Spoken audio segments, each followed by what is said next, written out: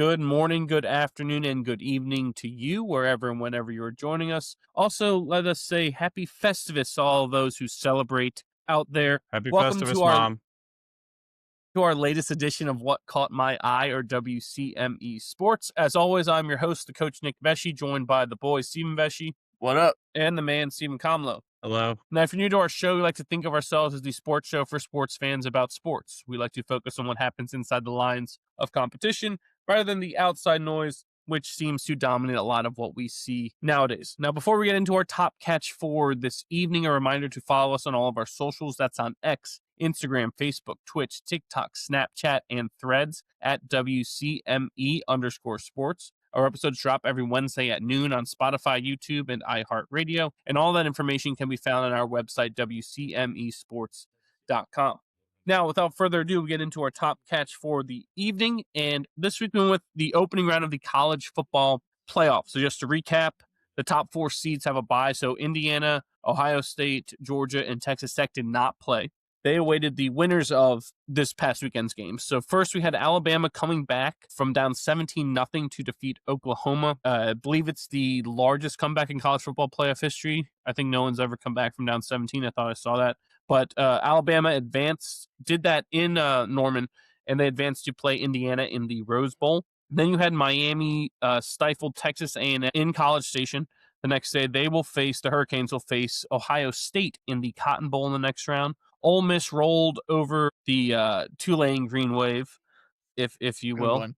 Yeah, good one. Rolled over is better because rolling waves. Because they rolled. Yeah, they rolled them. Ole Miss rolled over Tulane, giving Ole Miss a matchup with Georgia in the next round. And then you had Oregon took down James Madison in Autzen Stadium on Saturday night, and that puts them in the Orange Bowl against Texas Tech. So some very good matchups. Just to recap, you've got Alabama, Indiana, Miami, Ohio State, Oregon, Texas Tech, and Ole Miss in Georgia are your next round games. Any good stuff that caught your eye from that, boy? Yeah, quarterback play, terrible. It's been bad this entire year, pretty much, and it continued to be bad in the playoffs. Dante Moore looked good with Oregon, and Ty Simpson looked pretty good against Oklahoma. Other than that, John Mateer looked terrible. Marcel Reed looked terrible. Carson Beck looked terrible. Big names, guys that are very athletic, pro prospect guys, whatever you want to say, but the quarterback position play has not been good. It almost feels like everyone wants to be Superman. That's kind of what it looks like out there, is that we have to scramble. We have to do this. We have to make this play instead of just taking the easy plays. Like, there are guys running wide open. Mateer missed multiple guys open. So Reed late on throws missed guys. That can't happen. And then Miami's offense, the gadget plays. I don't know what the hell we're doing. What are we doing with the gadget plays? Just run the damn ball. Yeah. Number four caught my eye. Mark Fletcher, right? Mark Fletcher. He can tote the rock. Could just hear Mr. Orson sitting there yelling, "Run the damn ball!"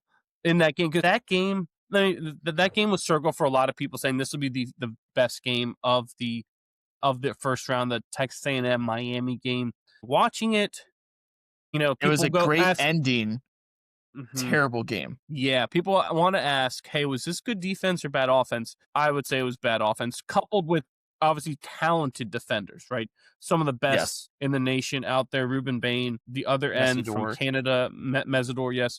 On the other side of the ball for A&M, is it Cassius Howell? Is that who it is? I believe was a first-team All-American, right? So there's studs all out there. But if you watch that game, I mean, Marcel Reed threw the ball almost 40 times, and they scored, 3 points? I don't understand it. And that's not an Elko thing. No, right? It's you not. Expect Elko to run the football. You neutralize pass rushers. What do? You run the football, right? And then in Miami, how many times are we going to run like a gadget play, something that's not your offense? It's not working. Yeah. Cut it out. Fletcher is running hard. Yes. And I think he only had 17 carries in that game. I think 17. He should have 28. 30. Yes. Yeah. He should have 30 carries. He was a tone setter. Give him the rock. Let that guy go downhill. And then you saw it finally at the end. They did that, and they won the game. Yes. I do have a question for you, because we were talking about this in my group chat with our friends from high school, one of which is a big Miami fan, who is also was a great football player, Ben Messina. We were talking about this, the Malachi Tony run where he scored. Do you He like has to that he score. scored? Yes, he has And to. we all said 100% is the correct thing to score there because your kicker has missed three. The wind is off the kicker's in his head. You have to score.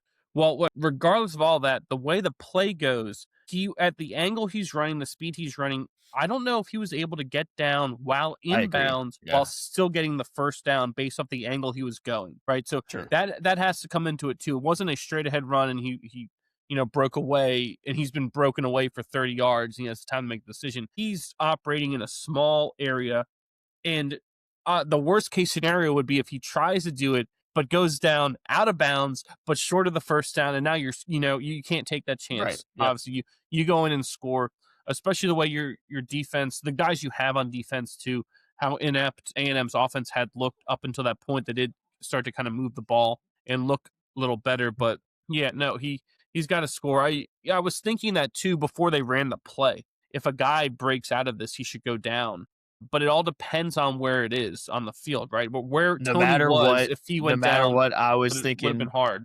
I was thinking score. I can't. I understand like it's a tie game, so you're most likely not going to lose, but so many things can go wrong in those windy conditions and the pressure with these kids. A bad snap, whatever it is, I can't deal with it. Go take the touchdown. Your defense has been great all day.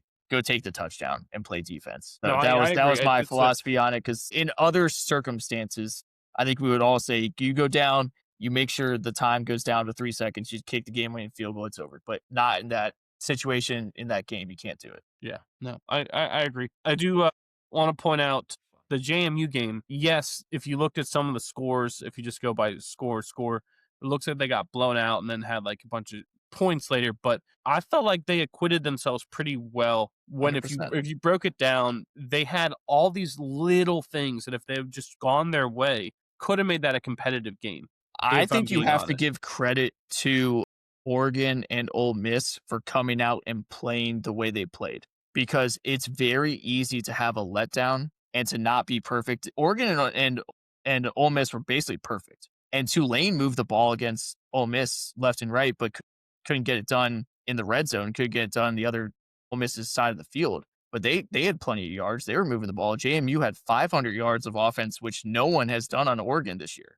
They put up 34 points. Like that's that's incredible Yes. by JMU's offense. Their defense couldn't stop them, but that's also a credit to Oregon being ready to play and being physical. And by the way, that is the 5 versus 12 matchup and the 6 versus 11 matchup. Those are you're supposed to have a big advantage in those matchups. Plus, you're playing at home, right? Those 12, the 11 seed and the 12 seed have to go on the road, and you're expected to lose in a large spread. No matter if it's a Group of 5 team or a Power 4 team, it doesn't matter. They're expected to lose. We saw it last year. We saw blowouts, right? So there's a reason why they have that advantage of being the 5 seed, the advantage of being the 6 seed. Those are big deals to get those seats. I mean, these are the two teams first two away from getting the buys, right? They're good football teams. So I wish the games were closer and more competitive, but I think it was a credit to the Oregons and Ole Misses for being ready. Especially Ole Miss, right? They don't have their head coach. Pete Yeah, Golding did, great coach, right? Obviously, you still have the continuity there, but still, Lane Kiffin's did a tremendous job there with all that. You'd think that there is a high likelihood of a letdown, right? And even if correct. they may have won the game like you thought, there is probably a chance that they could keep it close because you have these external factors. But that game was over from jump. I mean, they came out and, like you said, boy, prepared, Yes. focused, disciplined. They just jumped right on them. And that is very encouraging if you're an Ole Miss fan as they go up against Georgia in the next round because Georgia. I mean, we've talked glowingly about Kirby Smart. He is Yeah, you love all him. up. I mean, he's, I would say, the best coach right now, right? Who's in college He might be football. the best in-game coach right Yeah, now. yeah. So, and again, that's not meant to be a disrespect to Coach Siggs out there in Bloomington, but if I have one game to win, I'm going to pick Kirby Smart right now among the active coaches. So you're going to have to go into that. What I think actually benefits Ole Miss is the fact that it's not a home game for Georgia. Correct. This game is at the Sugar Bowl, which is in New Orleans. So technically closer for Ole Miss people to get there. So I think that benefits them and gives them a fighting chance. If they can come out That and is play the way they Yeah. did against Tulane. That is You something Dan Lanning, the head coach of Oregon, did say this week in his press conference was, and this is Oregon, by the way, who has to play Texas Tech. mhm. And I believe they're in The Orange Orange Bowl. Bowl, so in Orange Miami, they Bowl? have to go across the country. Yeah. And he said, I don't understand why this game isn't in Lubbock. Like it should be Mhm. at Texas Tech because they're the 4 seed. They've earned it. They should get the home field advantage. Yes. He's right. No, I mean, It should that's be. I think your quarterfinal game should be at the higher seeds home field. And then your semis are neutral site and your championships at neutral site. yeah, well, That's but how I would do it. you have 6 New Year's 6 games. How do you get them in? I understand that, but those 3 of those games, right? Because you have 6 of those New Year's 6 games, Yes. right? One of them's the championship. One of the, then No, you no, have 2 in the it's but this is what they should do. You should have 1 as the championship, 2 you as your can't semis. because that has to be the college football playoff championship game. Because then what will happen is become a pissing contest between the bowls as how we've got to get ourselves as the national championship game because that's going to draw You the can most rotate viewers. it. You can just rotate That it like the no, Super because Bowl does. they're still going to be pissed off about that. I'm sure because Yeah, I mean, this I'm way, sure right? they will, but I would like to see home field advantage in the quarters, Oh, yeah, neutral just like site semis, and you FCS could do it because because you look at the games, the bowl games that are coming up, right? You could put, was it Michigan, Texas, put them in the Fiesta Bowl. You can put UVA, Mizzou, put them in the Orange Bowl. yeah, but Like then you those have no, because see, then those games lose their luster and those games are meaningless, right? I mean, in Iowa, Vanderbilt, like these are ranked matchups. yeah, but Iowa Vandy in the Sugar Bowl is a Yeah, let's do it. meaningless freaking I Sugar Bowl, I right? guess, yeah. Especially when it's not the teams that won their conference. Like if both teams were like 11-1 and just won the Big Ten and Yeah, SEC, I that's understand different. what But you're saying, but I just you want make the bowl you make those games meaningless, and then you have more and more teams are going to opt out because that then you wind up here's your slippery slope conspiracy. You wind up with a freaking Orange Bowl against 6-6 Wazoo and 7-5 Nebraska, and that's your Orange Bowl because all these teams you split all it down, right? So you can't take away the quality of team in those matchups, or else you diminish the whole thing of what the Rose Bowl stands for, right? I understand So what you're you saying. I what just I think there needs to be a way to get home to field yes. So advantage. here's your way to award a home field advantage for these teams is you make it 16 teams. Everyone plays the one weekend, and all 16 teams play, and the higher seed hosts of all those 8 matchups, and the winners. That's when the bowl games start. So every higher seed gets a chance to always have a home field game because right, it does kind of seem like a disadvantage to Texas Tech of because you finish so high, you get a bye. Yes, but you have extra time off, which could be a detriment, but you also lose out on a home game, And you right? lose out on the revenue for the And the revenue that town and for your it almost university. it does almost feel like an Oregon is getting rewarded versus a Texas Tech getting punished. So that's where your solution would be: is you make 16, all those Uh, teams play in one weekend, I and don't want that. I don't want to hear about oh we're adding too many games because you're not because No, I understand that. the 4 teams that had a bye would just be playing an extra game, and at the end of the day, what's the most games you can play? It's like 15. Is it 15 or 16? I think It 16. would be Which 16. which is the same number of games I believe that the Division II national champion had to play. I believe it may wind up being the same number of games that Illinois State is going to have to I play. think FCS plays more, right? 16 or 17, yeah. Do they still have 12 game schedules? Yeah. No, I believe Illinois State right now is 12-4 going into their championship. So they will be Right. So playing a 17th game. they'll be playing The 17 games. 17th game. The Division II, the forget who that was, Harding University and Ferris State. I believe both those teams, it was their 16th game of the year in the championship game. So, any argument to that end of, oh, well, then it becomes too many games is kind of, No, yeah, it's just horseshit. is moot, right? Because, okay, so it's too many for the guys getting paid, but then the guys who aren't getting paid, it's not too many for them. Let's throw that out the window, right? So adding that extra round where every higher seed gets to host a game, you get to reward each one of those schools, the 1 through 8 seeds, all get to host a game.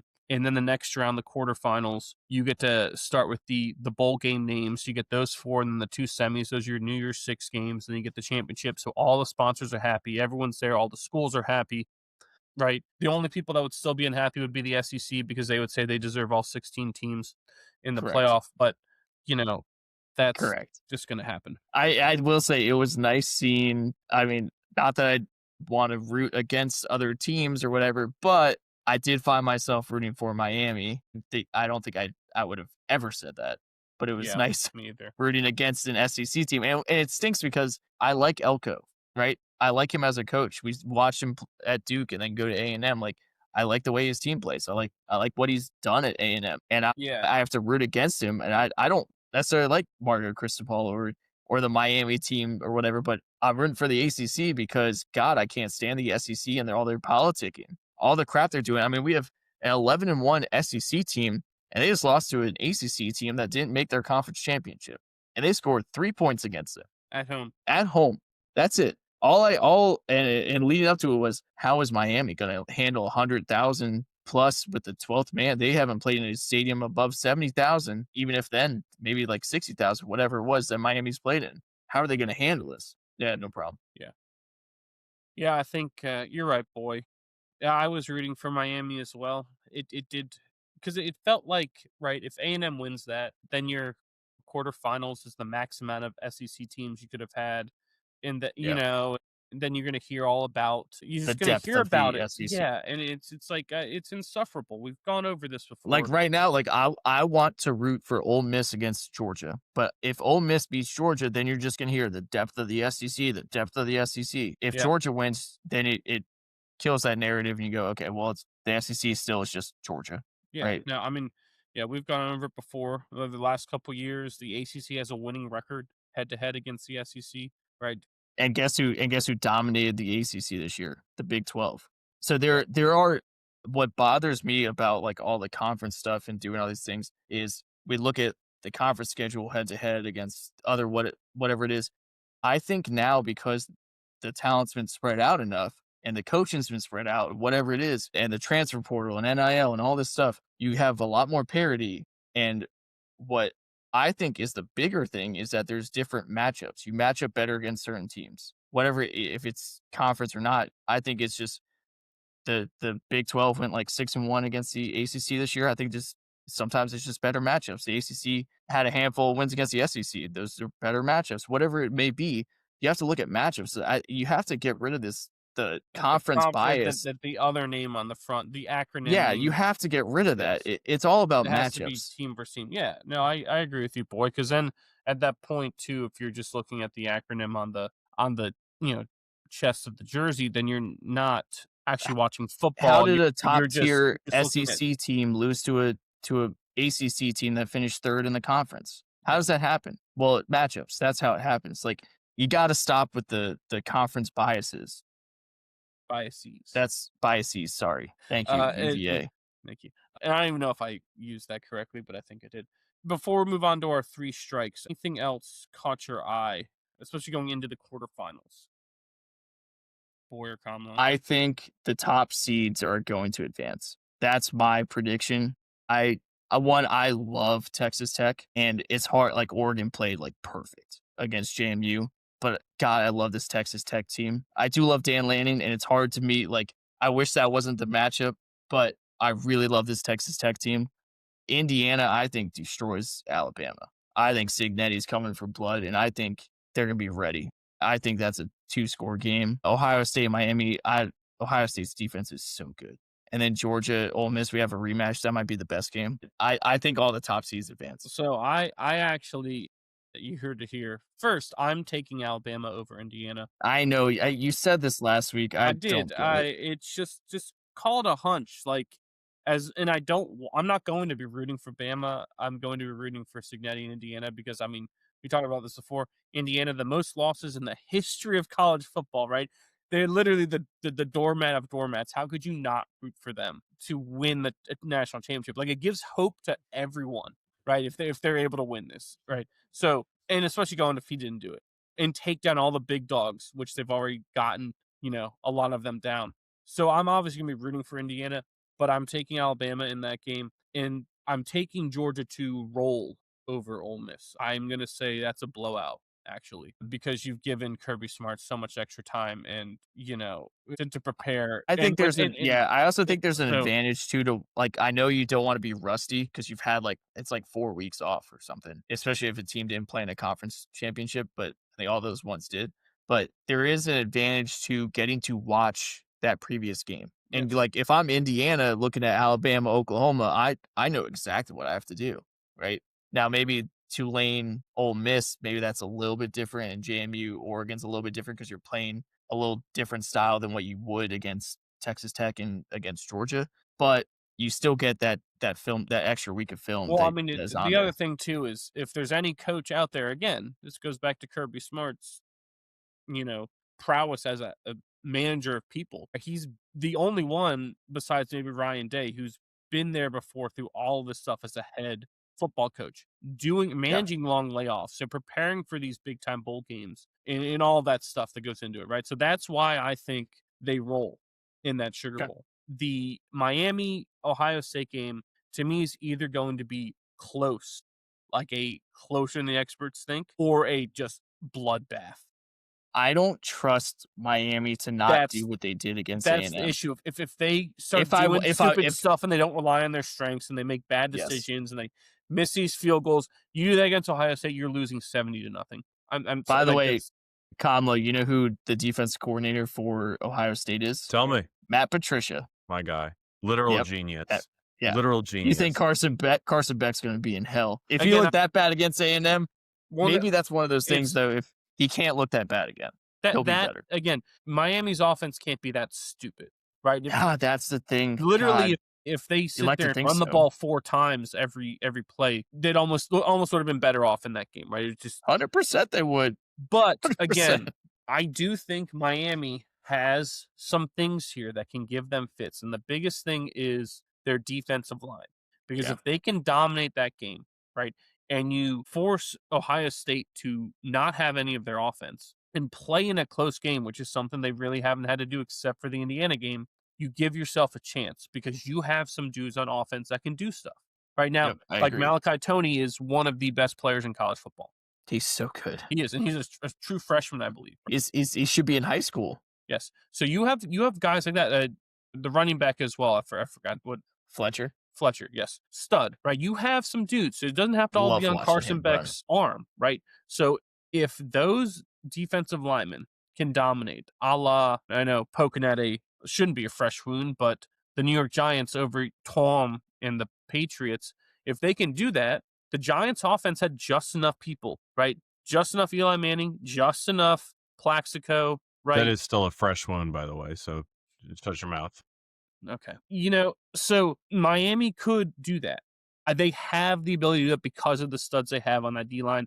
So again, that's why I think that game's either a nail biter or they just get walloped because they Just come out and do destroyed. Yeah. stupid decisions coaching wise. Now the Texas Tech Oregon game, that is a heck of a game. That's Like, a pick that 'em, is a great pretty game. much. It is. I believe last time I saw Oregon One was and a a half. 1.5 point favorite. Texas Boy, Tech was. no, last You I said saw Oregon. Oregon? Yeah, last I Really? saw was Oregon was 1.5. Yeah, so that's a game. Boy, a lot of I mean, all these games have so much talent on that Texas Tech Oregon field.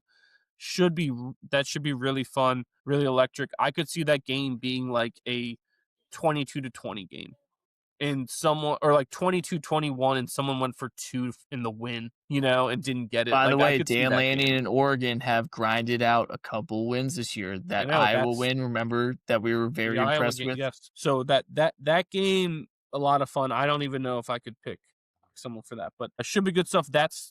Those games, I believe, are on like New Year's Eve and New Year's Day, correct? Next week, Wednesday Yes, and there's Thursday. one on New Year's Eve, and I think it's the Miami, Ohio State. I think everything else is New Year's Day. Okay, so that should be good stuff. Anything else before we move on?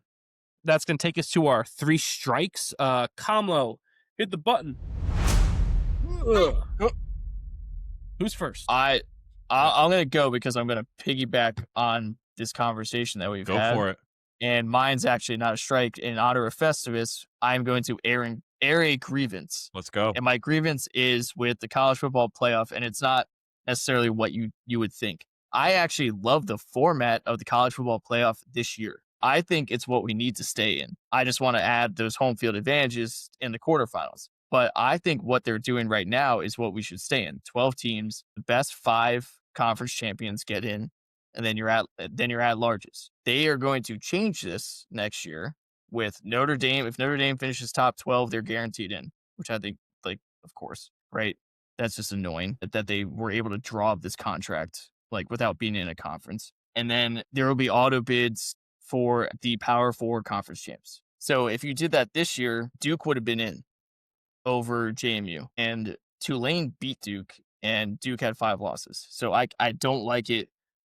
I think the playoff format this year is perfect. I don't know why people hate it so much. I think it's the perfect blend of it keeps the best regular season in all of sports. It keeps it so you have only 1 or 2 mulligans for some of these bigger schools that play a tougher non-conference schedule, right? You get like 1 or 2 mulligans. You're still in it. There are more teams that are still in it at the end of the year. You have more fan engagement, but it's that perfect spot of 12 teams, not 16, not 24, to where we watered down the regular season. I can't have 3 lost teams getting in that don't make a conference championship, right? Like Alabama got in, but they made their conference championship. I can't have a Texas from this year getting in with 3 losses, one of them to Florida. I don't like it, but it's going to end up eventually going to 16. And by the way, they're going to kick out the Big 12 ACC G5. It's going to be 16 teams, and it's going to be 8 SEC or 7 to 8 SEC, 4 to 5 Big 10, your Big 12 champ, your ACC champ, your G5 champ, and Notre Dame. That's your 16, which sucks. I'm going to have to watch media. Boy, all I could sit there thinking, watching that Tulane Ole Miss game is, I should have been there, and that should have been us getting killed by 30. That should have been us getting our ass kicked. God damn it, that should have been us getting killed by 30. But the rest of the country that has no affiliation with UVA or the ACC or who cares or whatever, they're just there to watch college football. You have to be like, this is amazing. Like, we got JMU in. Like, all the things that went wrong in the ACC to get JMU in was like insane. Like, Georgia Tech had to lose, Pitt had to lose, Miami had to lose, Duke had to somehow win this tiebreaker. Then UVA had to lose to Duke, where UVA just beat the brakes off of them 3 weeks ago. Like, all these things had to happen, and then JMU had to keep winning, right? It was one of the most ridiculous things, but that's why I love sports. And that's why I think the college football media and the fan bases, we have to like sports. And for some reason, they don't. They want the big guy. They want Goliath. They don't want David. They don't want the Cinderella. It sounds like, boy, that you just hate money. I like sports, but damn it, do I hate money. Damn it, do I hate money. Start a money fire because having this team in ruins how much money I make. I mean, we had Joel Klatt say he hates March Madness and say it's a joke and it's the most unfair tournament. That is the most ridiculous thing I've ever heard, because he said no one likes the Cinderella. Everyone likes the Cinderella. They make movies about the Cinderella. Like, that's the most ridiculous thing I've ever heard. I mean, so okay. I like the playoff format as is. Watching that Tulane game, that was my first thought. It's just like watching a 16 versus 1 basketball game in the tournament. But that's what it felt. That's what it felt like, right? But that's what it's supposed to be. I was like, okay, I didn't sit there saying I'm angry. Now, obviously, I turned the game off and I put on the Brawl of the Wild, Montana State, which was great up until the fourth quarter when Montana State kicked the shit out of them. But I wasn't disappointed. But again, we're not sitting here. We don't stand to make or lose money off of that decision, where there are a lot of people, I'm sure. I just like sports. There's got to be more sports fans running college football. And it's the only sport that hates the little guy. It's the only one. And by the way, March Madness, the little guy doesn't win, but we get Final Fours. Sometimes we get national championship appearances. But I don't think there's been a team below an 8 seed that's won in 40 years or something like that. Yeah, Villanova, I believe, is the lowest seed to have won. Valvano's NC State. They were a low seed. But that's it. Like, they rather watch a Rolly Massimino, underperforming. Is that the Villanova coach? Well, this is the thing. They would rather watch an underperforming big brand that gets in over a JMU, over a Tulane, over someone that earned it, that got in. And by the way, they all signed off on this 12 on this playoff format, and it was the 5 best conference champions. And I like that they changed it from last year, where, by the way, last year, if you had the same format, Tulane would have had a bye, right? And I think it was Ohio State. I think it was Ohio State would have played JMU, and then their next round would have been Tulane. Like that's how the bracket would have been. And that right. I'm glad Yeah. they changed it. And to me, this is what it should be. And there's one team that should have been in over the other teams that got left out, and it was BYU. But even then, I'm not going to cry over it.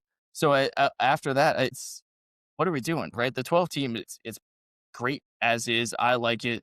Only thing I want to change is a home field advantage for the top 4 in the quarterfinals. That's Yeah, it. I mean, I do that. I do want that. I want the higher seeds to be rewarded with a home game because it does kind of feel like that Texas, like those teams are getting punished, right?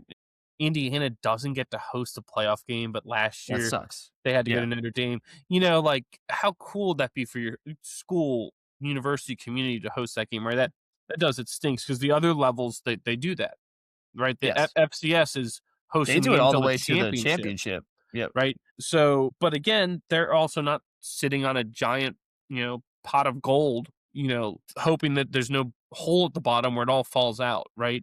Yeah. So, we talked about this before. Many decisions in life are done based off of money. And many of the decisions that have happened and will happen for the college football playoff for the FBS level will be based off of money. And, we have They to accept will that. And in we have that's to always accept going it. to be We there cannot change it. until. Yes, we cannot change it. It sucks because we can't change it, but they will ruin college football. But see, I don't not saying they're doomsday because at the end of the day, as long as the kids still get to play But the games, kids are you're it watching it. doesn't matter though You're because watching it's Notre Dame opt out. You're watching all yes, these kids opt out. I get You're it. watching it in real time. You're watching guys transfer left and right. I mean, how many guys on your team will you know next year? Hell, I don't even know how many of the guys I knew this year, and I watched like every Exactly. game, right? But see, but to me, that's not the point, right? As long as the kids are out there, the schools are still out there. You still have the traditions, the pageantry, the rivalries.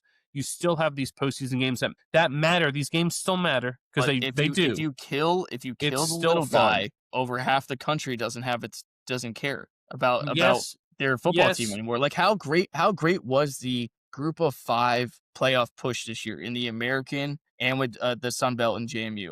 Like the American had like 4 or 5 teams that were all in that spot. Memphis, Navy, USF, ECU at one point was around. North Texas, Tulane, like all those teams, relevant games in November. That's awesome. And you have fan bases that are watching that. That is so awesome for, this other part of the country that isn't Power 4. And by the way, there's more teams. It's the group of 5. There are more teams in the group yes. of But 5. So that again, the amount of money that they control, again, it just comes back to money. The amount of money that those teams control is much lower than the amount of money that the I power know, but teams do. And I those know. power I teams just stand to lose a lot of money by including them at all. So this kind of goes to the point of you either want to embrace your true playoff style or just make another division. it's an invitational.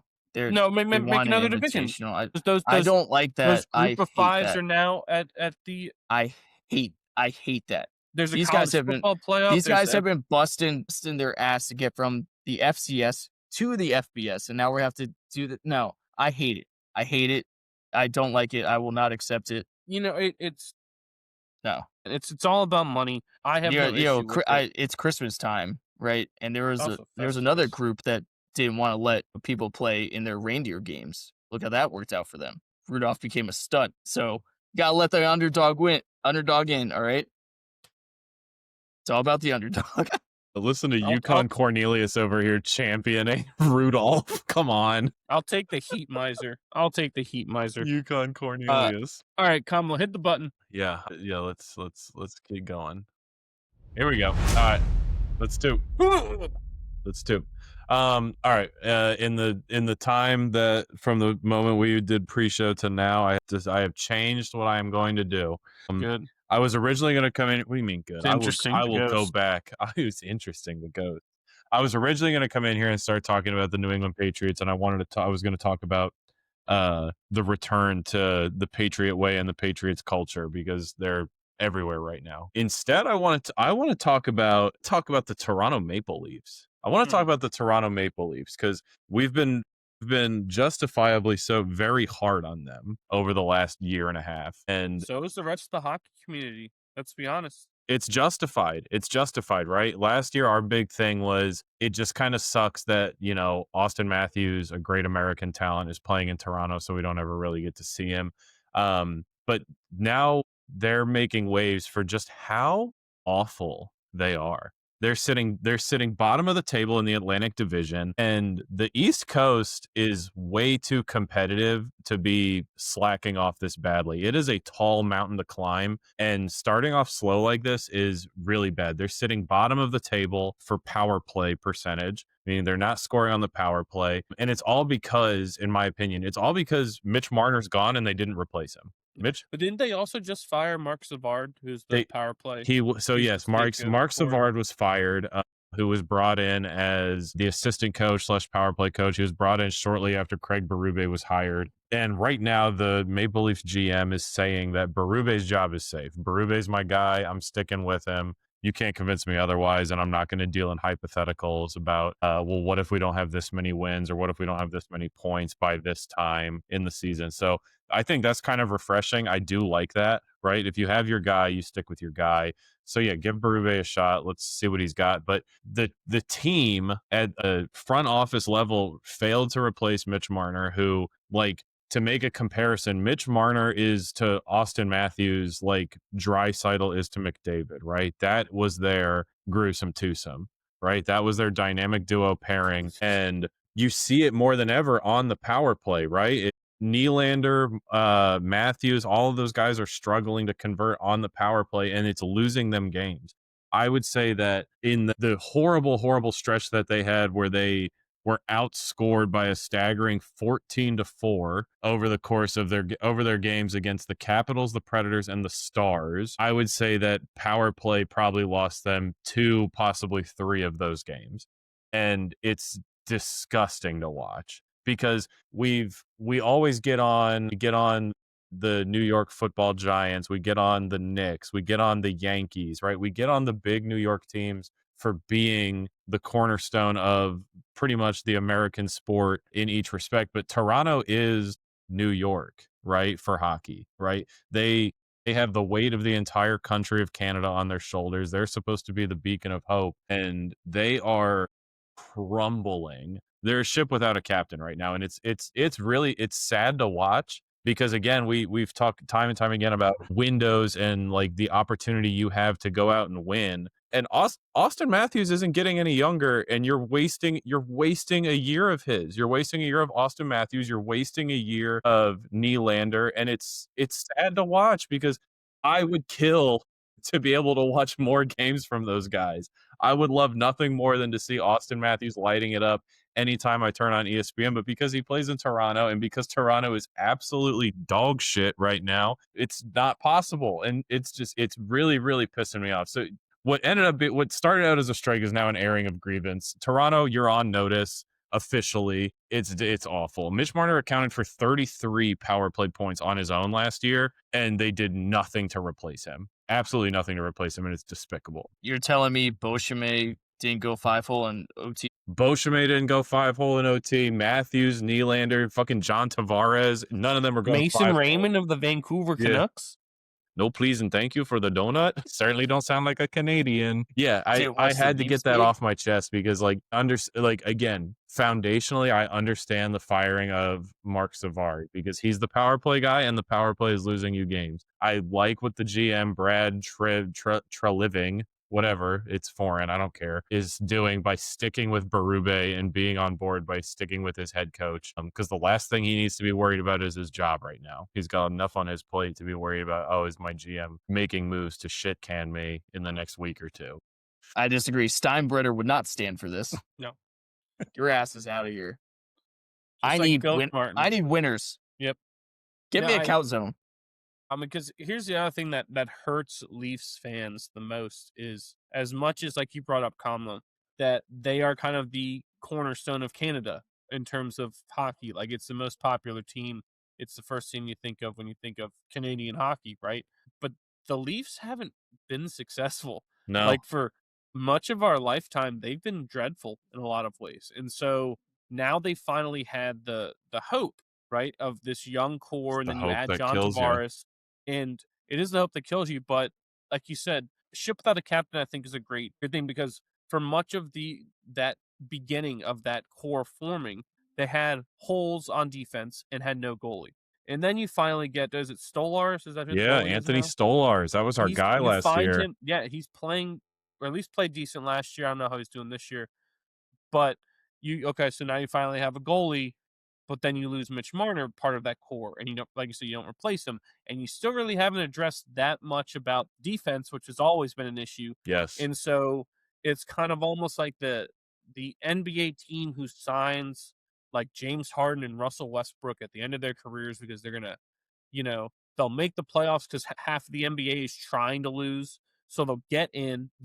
If you're lucky, they'll win a playoff series. If not, they'll lose.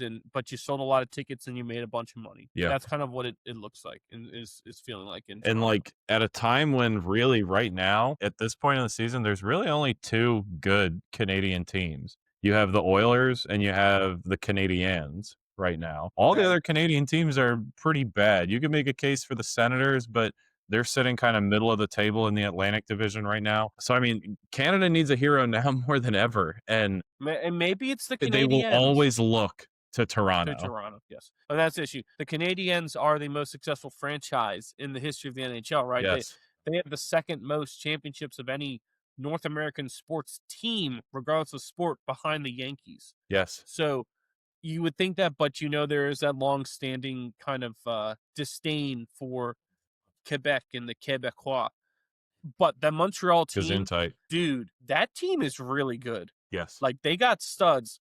Cole Caulfield from I have no North idea. See, Dakota. Wisconsin Yeah. Okay. is a stud, right? Lane Hudson, stud defender. Both those guys are Americans too, by the way. Slavkovsky is a great young player. And then not Kurt Suzuki, but Nick Suzuki, Yes. their captain, is a great player. Yes. Great two-way player. So they've got all this great stuff going there. Watching them, they're exciting. Like, you talk about kind of like the dread and the hope that kills you with the Maple Leafs, but the Canadiens is all optimism. Mhm. And there's some skill there. They have it all up and down the ice. So you would hope you could say that would be who would satisfy Canada's thirst for competitiveness. Isn't but Martin St. Louis the head coach? correct. Mhm. Yes. Yeah, it has Pretty all good. these great things there. But again, it's, for whatever reason, the Canadiens are seen as the second cousin to the Leafs. Because they're French. Yeah. But dude, that team, I believe last year I said pretty early on that the team I didn't want to play in the playoffs with the Senators because of the way they looked and all those pieces they have. This year they it looks like they're like on a slow start because of injuries and stuff like that. Yeah. The team I don't want to play in the playoffs is the Canadiens. Yeah, well, remember last year, and again, we did a big thing on this because we didn't know anything about them because we hardly ever get to see any Canadian team games. Was the top line for the Canadiens was like the highest scoring top line in the whole league, and like they had the highest conversion percentage, they had the highest shot percentage. It was insane. Like that's a very, very good team. Yeah. Do not sleep on the Canadiens. No, Up absolutely there not. in Montreal. Anything else before we move on to our No. next strike? Ring them All up, right, hit the Nick. button. So I'm actually going to go with the FCS level. So we brought up Montana State, the Brawl of the Wild last week. That game, we said Montana State pulled away late. They made it to the championship game as the number 2 seed. They will face the Illinois State Redbirds, who were unseeded coming into this. They had 4 losses coming into the FCS tournament. And I want to highlight several things here with them. But first, I want to talk about their running back, Victor Dawson. His last 3 games, right?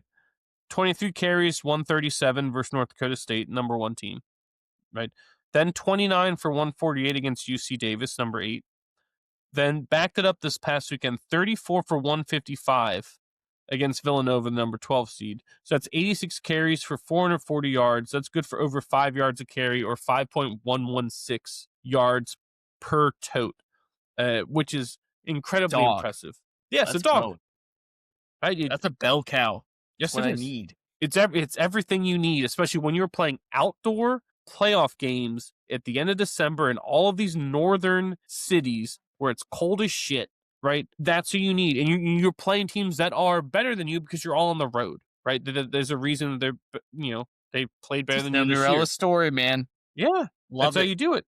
So the Redbirds Joel Klatt somewhere is pissed off that Illinois State made it to the national championship. So again, Illinois State to the Redbirds. They have beaten the number 16 team, which was Southeast Louisiana. Then they beat number 1 seed North Dakota State, number 8 seed UC Davis, and number 12 Villanova. All of those are on the road in true road games, which is amazing, right? The thing about also where they had to travel. Southeast Louisiana, then you go up to North Dakota State and Fargo, then you go out to California, UC Davis, then you go all the way across the damn country to Villanova outside of Philly, right? You win all of those games. They have advanced to the program's second ever championship game. The last time was in 2014. They're seeking their first ever national title. In 2014, I believe they lost to North Dakota State that year. They're the first FCS school to win 4 road playoff games to advance to the finals. And again, they will take on the aforementioned Montana State Bobcats after they handled the Grizz on Saturday. Just amazing stuff from the Redbirds out there at Illinois State. Any given Saturday.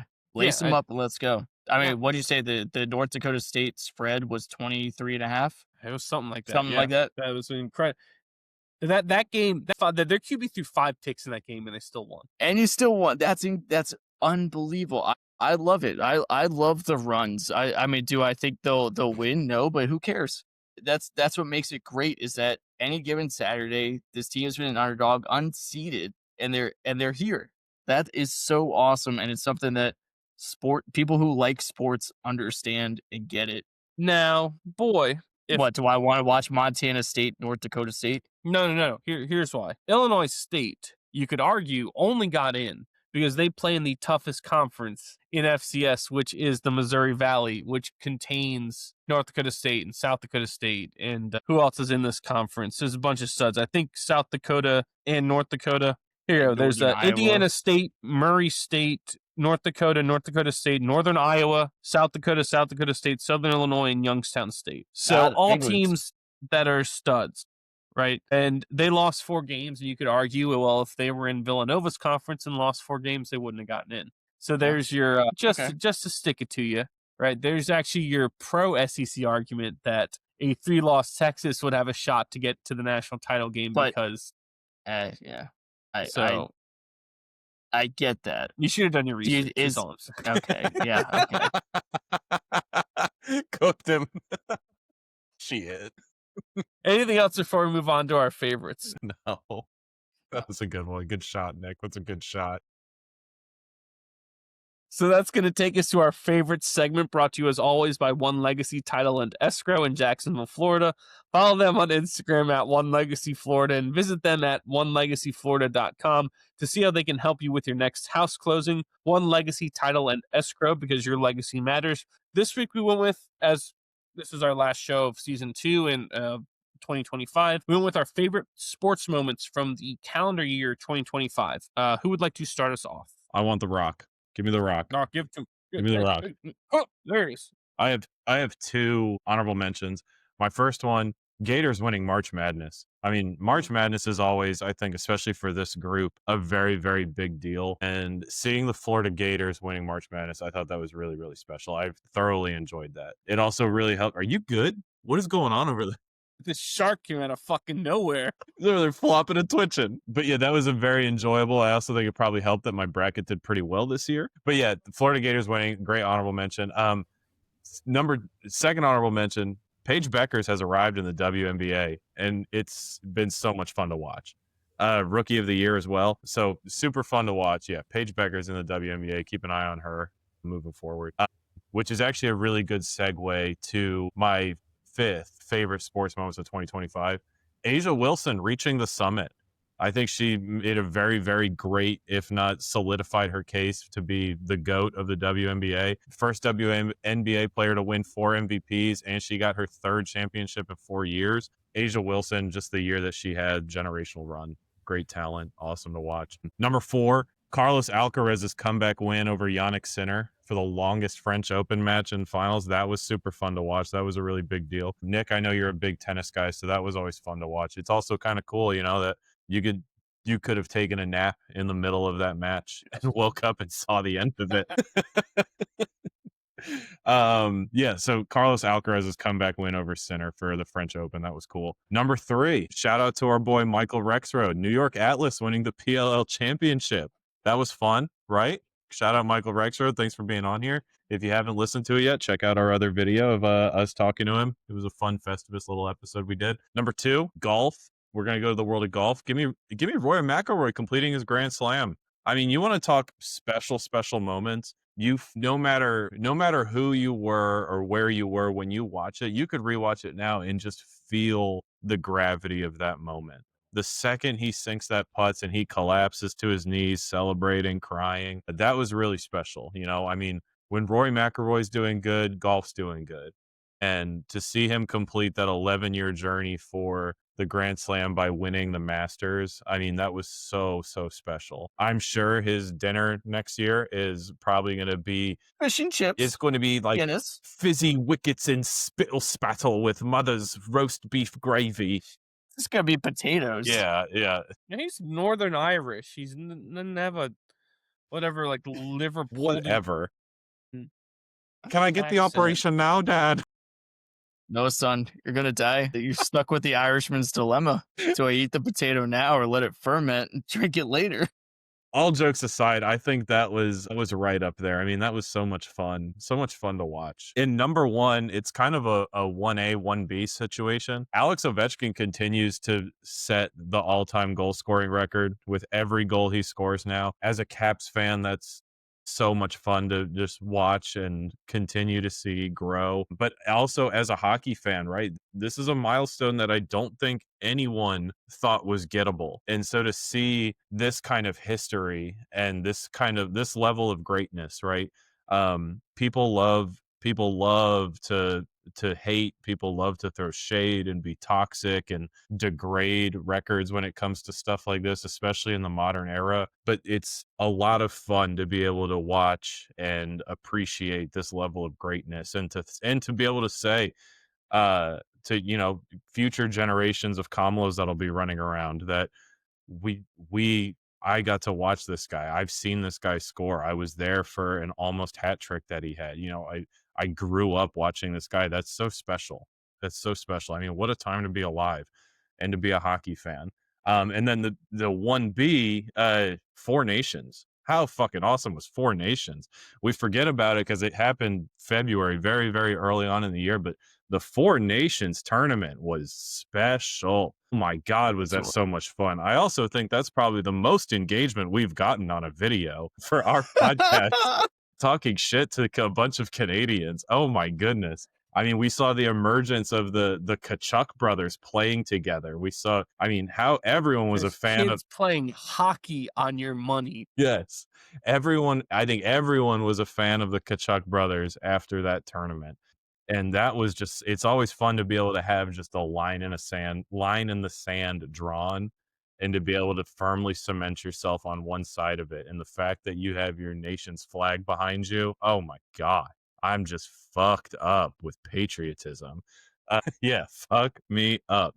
But yeah, so that's my last one. 4 Nations, like I said, that's 1B to Ovi with his goal scoring record. I'll hang up and listen. What a year for sports, boys. What a year for sports. What a year.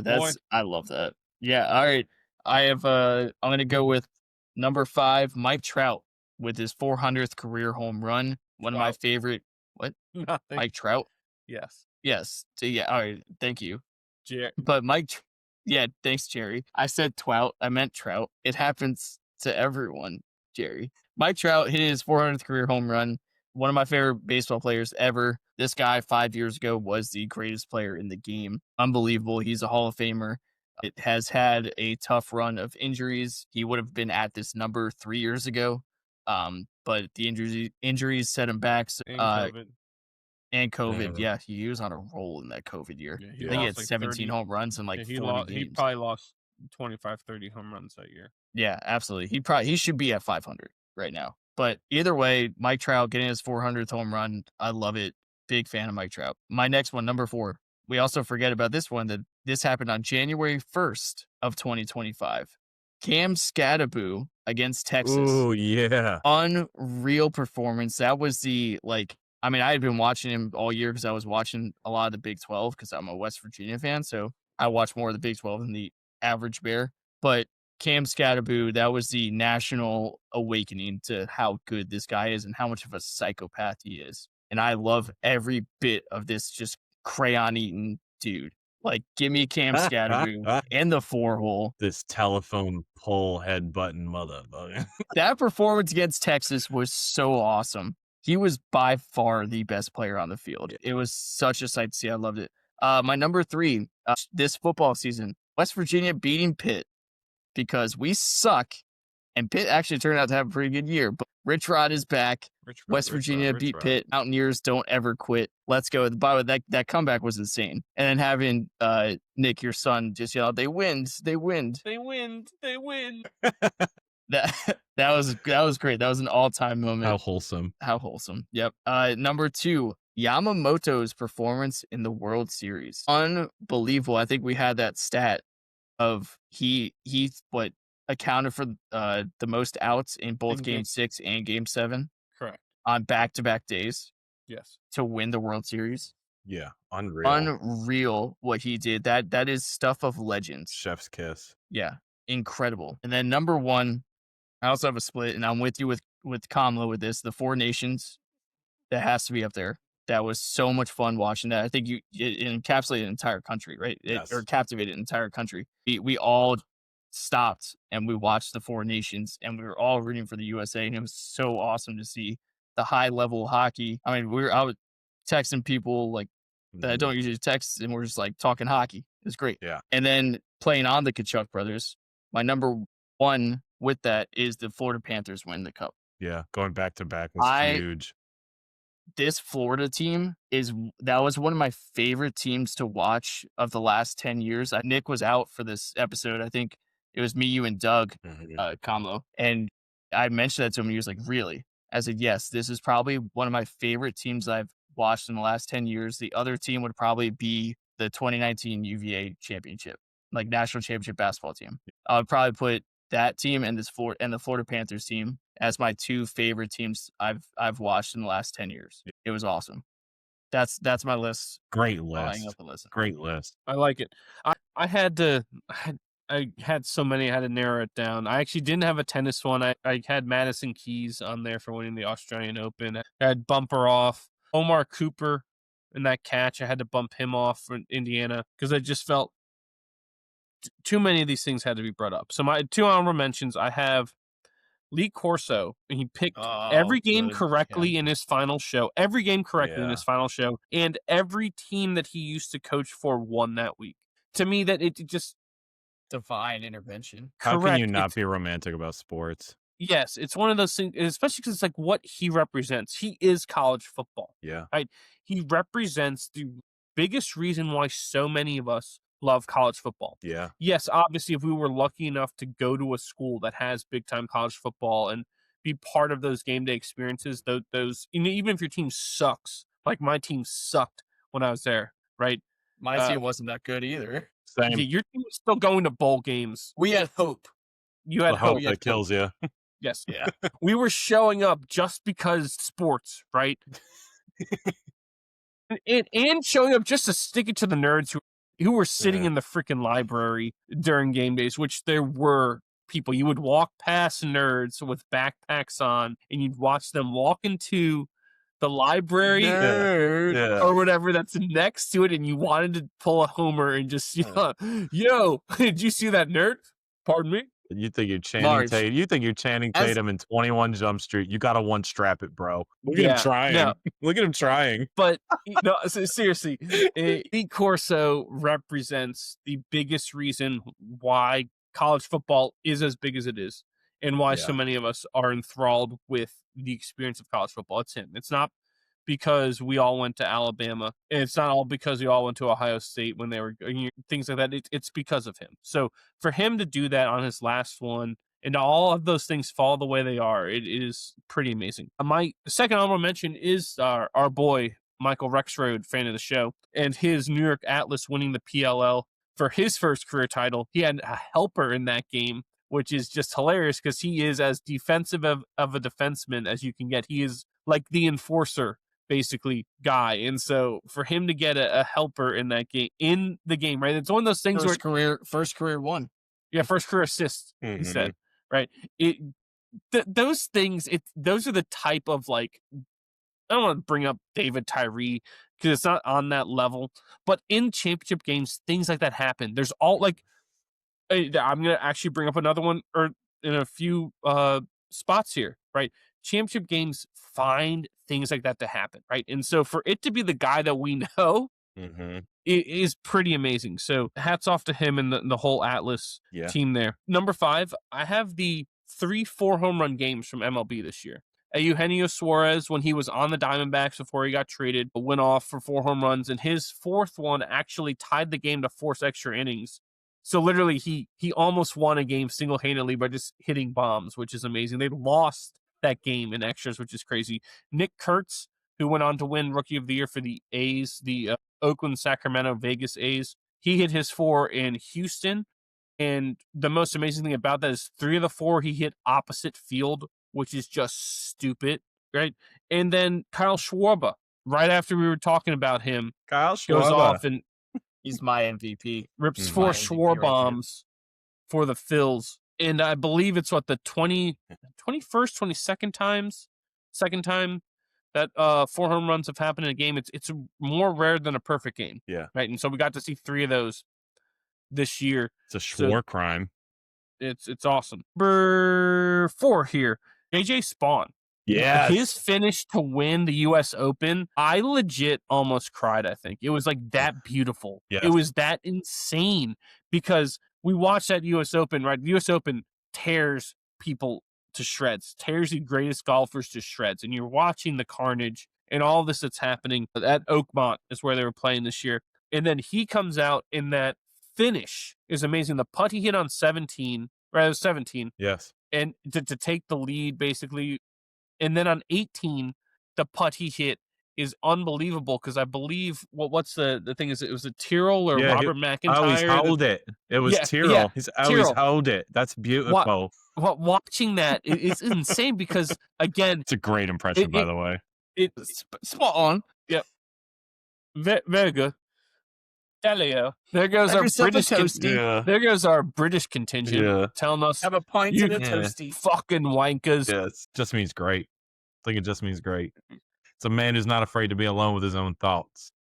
Keep calm. Get fired up.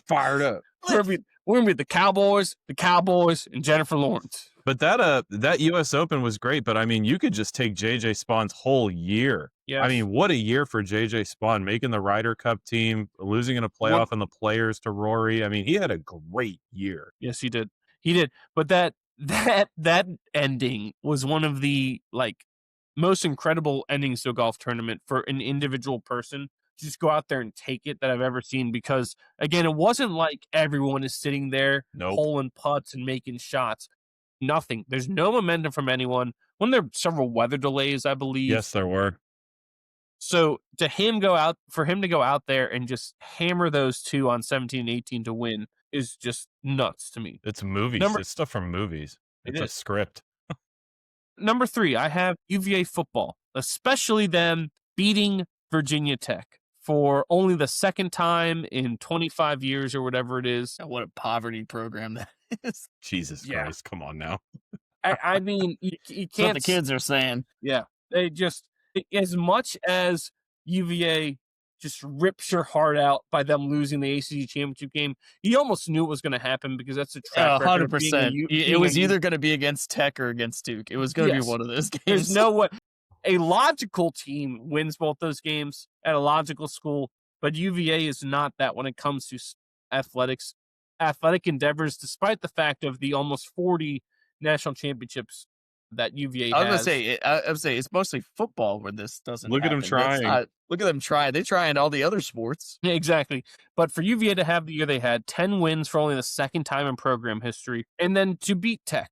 And beat them where Tech in many ways looked embarrassing out there on the field. And again, part of it is knowing that it's not going to happen again because they hired James Franklin, which we all I mean, we all knew. 100% The the right second he got move. fired from Penn State, Yep, everyone we knew, said it. Yep. right? But still, for the year that UVA to have the type of year they did, after all the things that have happened there at that school and with that program, and also just like the lack of ability to win games the way they did, right? That Florida State game is one of the best That was games. awesome. One of the best games of the entire year, regardless of who the two teams are. That was an incredible football game, right? And then they turn around and beat Louisville in OT in Louisville. Well, they broke Florida State. Oh yeah, they did. That was what ended Florida State's season. They were done after that. They just fell off a cliff from the far cry from when they demolished Alabama in the first game of the year. Too many nerds trampling their players. That's exactly what happened. Sheesh. Some of the intelligence actually rubbed off on them, and then they were like, "I don't want to play this sport. This is savage and stupid." Yes. We're too cerebral. Yes, yeah. So UVA football's year, incredible, especially the fact that they got to beat Tech. I got to watch it. You were ready to go to Memphis too. You were, weren't you, or wherever Ole Miss. they're? Oh yeah, Ole Miss. if they, yeah, I Oxford, think you have to Mississippi. fly into Memphis probably and Yeah. drive to Oxford in Mississippi. But like I said, that should have been UVA getting killed by 30 points and not Tulane. And I should have been there to watch it. But Yeah, I mean, you guys would have been one and the same, right? Isn't Ole Miss and UVA kind of similar universities a little bit? UVA. No, The pretentiousness is there. The elitist is there. that may be a thing, but I believe Serve return. Good one, Stevie. Good zing. last time I checked, said, I saw sir. some ranking from, I want to say it might have been LinkedIn or something that was like the top universities to go to that determine like success, however it is in business or your career. And UVA was like number 12 or something. I don't know if there's a single SEC team on that list because the spots Surprised ahead Ole of it, Miss wouldn't they be were there. there were several Ivy League schools on there, and the Dukes, Northwesterns, Stanfords of the Well, world. bully So, for The you. public, yeah, I believe they But- call it the public Ivy, Yes. Yeah. Mr. Jefferson's University. Yes. Hmm. Now, I Yeah. will say, no, the connection for Ole Miss to UVA is that John Grisham, the very famous writer, he went to Ole Miss, but he has donated a shit ton of money to UVA. Yeah, UVA why has is that? their baseball stadium because of him. He built Yeah, their why? base because he's a huge baseball fan. Why is that? I want to say it's either his Did he wife marry went someone there, that went to? Yeah. either his wife went there, or like he settled in the Charlottesville area and just loved UVA. And he's just decided, I'm going to donate a bunch of money to He's them. at like So- every basketball game. Yeah, no, he donates when P got from NC State's talking about like the boosters and stuff and the guys at Yeah, Contact Grisham. that John Start Grisham, buying his books. yes, the great writer, he's basically built again the baseball stadium, and how beautiful that is all because of Grisham, and he's, I think, a couple other things for those other sports he's put the money for. So It's because his Yeah, son you- played baseball there. is that why? Really? Yes. I John didn't know Grisham's that. substantial donations to UVA stem from his deep ties to the Charlottesville area where he lives, his passion Yeah. for baseball, and supporting his son Ty's time playing baseball there. Nice. Little The more you know. Yo-Yo Ma's cousin, Lil Nepotiz. Thank you, Kamlo.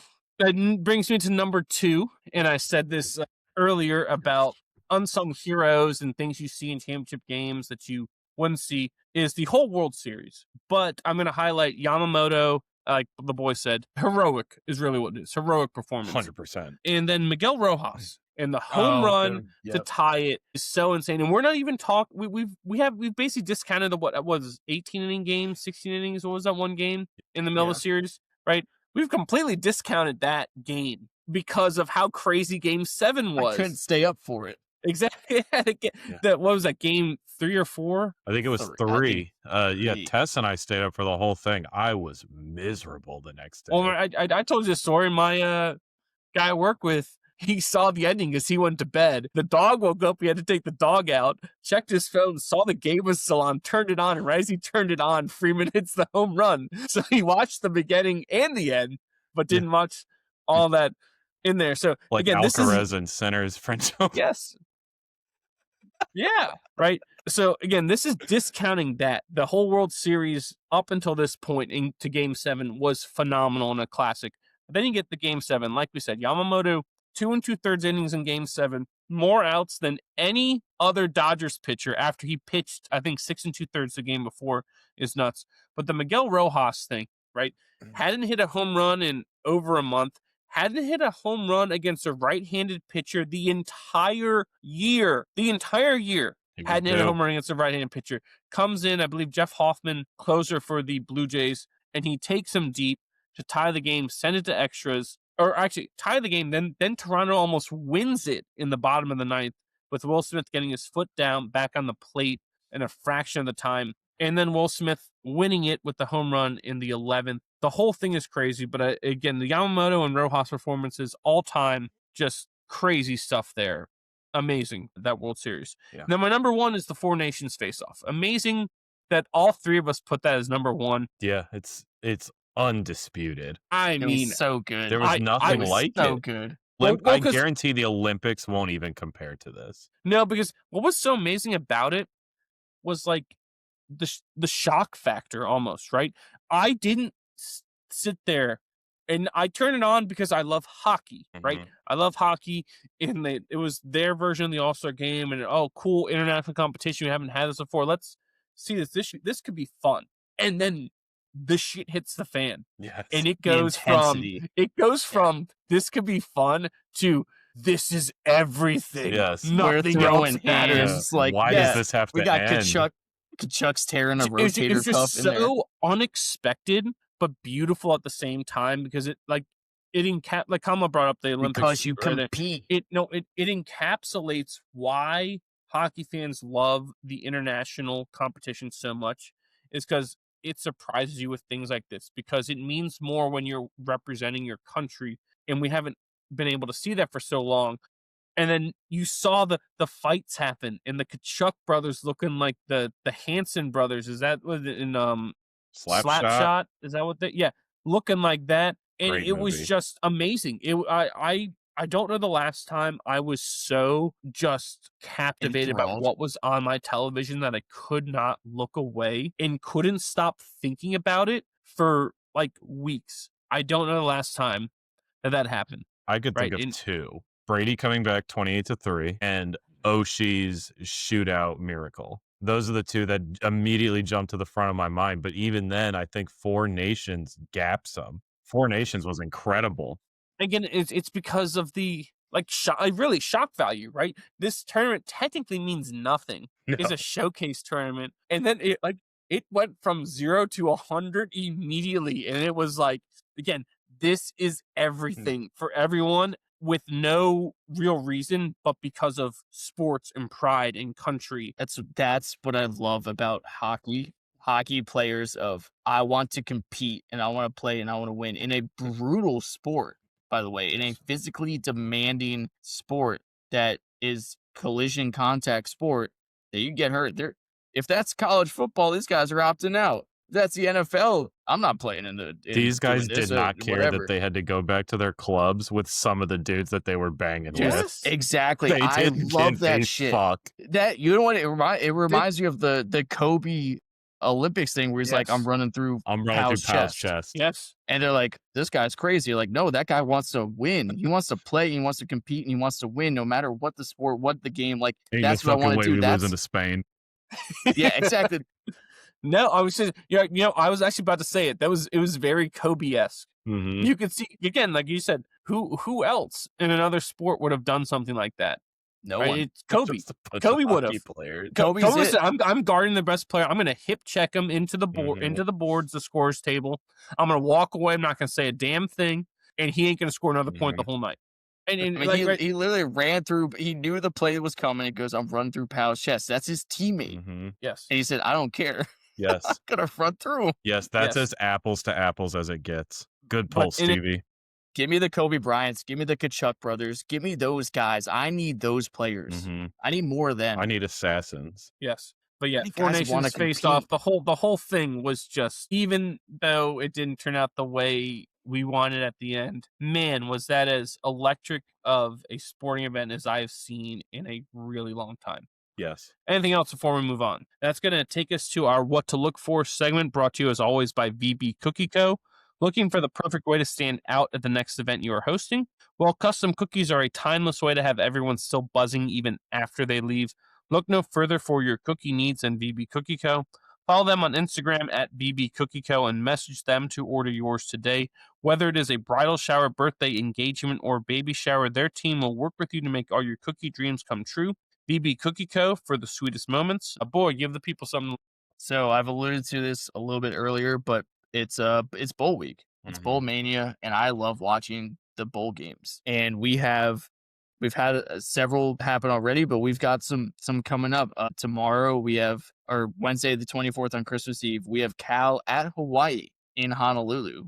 How great is that? By the way, in these bowl games, you get to see teams you haven't seen before, because it's hard to watch every team during the regular season, because if you're like me, who I'm going to watch every West Virginia game, so I'm going to watch my team, and then I'm going to pick and choose some of the other matchups that I want to see. So you don't get to see a lot of these teams. Sometimes a lot of smaller schools, matchups you never get to see. We have Central Michigan versus Northwestern, New Mexico, Minnesota, Florida International, UTSA. As much as maybe that doesn't move the needle for other people, I love it. I love this shit. It is great.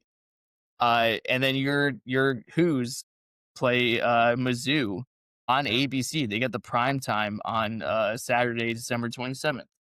Bowl Tax Mania, Slayer Gator Bowl. the Tax Slayer Gator Bowl. Media credentials. It's this stuff is the bowl games are awesome. I love them. I love the different matchups. I love that over the holiday season you have a game at 2:00 on a Tuesday. Yeah, and it's like, this is fun. It's fun, and it's fun for the players and the teams. They get to go. I think there was a game in New Orleans earlier today. How great is that? They get the week in New Orleans for these teams. That's pretty cool. Opt out of that. Come on, why would you? It's awesome. I love the bowl games. I love watching them. So that's my what to watch for. Nice. I don't have anything specific. Whether you're watching NFL Christmas Day, whether you're watching the bowl games, watching hockey games, whatever it is. I mean, just enjoy it. Enjoy it with your family. Tis the season. Make memories. Talk about the games with your family. Just enjoy it. Family. Yeah. Kamlo, since we're not going to the Tax Slayer Gator Bowl. I was sitting there praying that we would get those so we could go to the game so I didn't have to spend time with my family. God. Too bad now you have to spend time with me too. God, that's brutal. Sons, now you can take my sons. You can spend time with your nephews. Me? And I will sit outside and I will just It's just gonna drink myself till I fall asleep. I have my My God, your perfect daughter who sits there and smiles and waves. There. What are you talking about? She doesn't sit there. This girl runs around like crazy. Does she commit property damage or commit crimes? Because my boys are basically at that level. They got the 757 in them, Nick. Guys, it's in their blood. It's like a Diddy documentary over here with the crimes that are being committed. Whoa. Different crimes. Watch the documentary and then say that. Yeah, I've watched the first part. That should have been your what to watch for, Kamlo. Hey, but that's Stevie, he paid you a good compliment. He called your daughter perfect. That's family. Family. Yeah, she is. Family. She is perfect. Yeah, I'll sit outside. I'll put a little blockade up. I'll say, go play here. Uncle Nick's going to close his eyes for a second, and she's just going to sit there and play. You're going to get cup checked by your boy again. You got to stay on high alert. Yeah. I got a couple things. One, NCAA basketball will start conference play. Like the thick of conference play starts basically when the calendar turns to New Year. So that's good to watch. That's kind of where you separate the men from the boys. West Virginia opens up with Iowa State. It's brutal. It's brutal. Yep. The weak from the chaff and the awkwardly feminine from the possibly Canadian. And then the other thing I have is the Winter Classic. Love it every year. Yeah. This year, I believe it's on January 2nd. You might have fact check me on that. I believe it's January 2nd. Panthers versus the Rangers at Lone Depot Park, which is where the Miami Marlins play. What an awful first time the Panthers are in a Winter Classic game, believe it or not. How do you do? Yeah, I guess it's a whatever indoor. I would much rather watch the Navy Cincinnati game if it's on the second. Yes, I mean so that's the issues for a lot of people, right? No, I've got they don't like that. New York, Florida. Is that? Yeah, that's the Winter Classic. That's the one. All right. Yeah, 8 p.m. Yeah, no, I love the Winter Classic, and I know like people like Kamlo sit there and go, no, this is stupid. Play this game at the Minnesota football stadium between the Wild and the Red Wings, which I like the Winter Classic when it's outside at like Fenway Park, and it's like. But at the same time, as the boy brought up before, the Panthers are two-time defending Stanley Cup champions, and I believe the only team that have not been in a Winter Classic. So you got to find a way to get them in, right? You throw the Rangers Like, there. I don't which like is a big Florida draw. team hosting a Winter Classic. That's the problem. Therein lies, and But again, Florida's what not you that got to good this reward year. they haven't been in one, I get it. Yeah, I and understand it's that. an outdoor game. Excuse me, outdoor game. Right. So Is it outdoors? technically, right? Is it? It's a Yes. retractable roof. It's a retractable roof. Hold on, let me mute because I'm gonna type. I don't know. It might not be outdoors. I understand exactly your feelings, and I get it. Right. I'd prefer Edmonton, Calgary on actual frozen I think lake ice in the well, mountains. it but- started as like the nostalgia for these guys and like the kids playing on the frozen ponds, right, in Minnesota and in Canada or whatever in New York. Like you're playing on the frozen ponds, and that's like the nostalgia of it. Now I got a game in Florida inside a retractable roof baseball stadium. Hey, this will be the first time there'll be more than 6 people in that stadium watching a game. That's a good So, point. like, let's take the wins. But yes, no, I completely understand. Again, you want it in Fenway, at the Bill Stadium, in Wrigley Field, Yeah, right? Again, sweet. in the Edmonton football stadium, you want things like that, right? And I get it. But at the same time, at this point in time, the last couple years, you could argue the epicenter of professional hockey is in Florida, with the success It of is, yeah, Tampa no, and, it is. and Yeah. the Panthers. So I don't have that big of an issue. You need to reward them. They got to get a reward. And the fact they haven't played an outdoor game, they have been so good. They have so many studs on their team. Let them play the game. The Right, roof now- will be open. It's because it's on Yeah, so fire. it is outdoors. They're leaving the roof closed leading up to it to allow cool air to gather. The high is expected to be around 70 degrees, but that said, it is synthetic ice that they're going to be using, and they have a lot of mobile refrigeration units, a lot of BTUs being pumped into that bad boy. The roof will be open though. They're leaning into it though. I guess half of the stadium is going to be decorated tropically. Let's get tropical. I'm loving it. Make sure you It's put your not park. Donovan McNabb. Make sure you break on.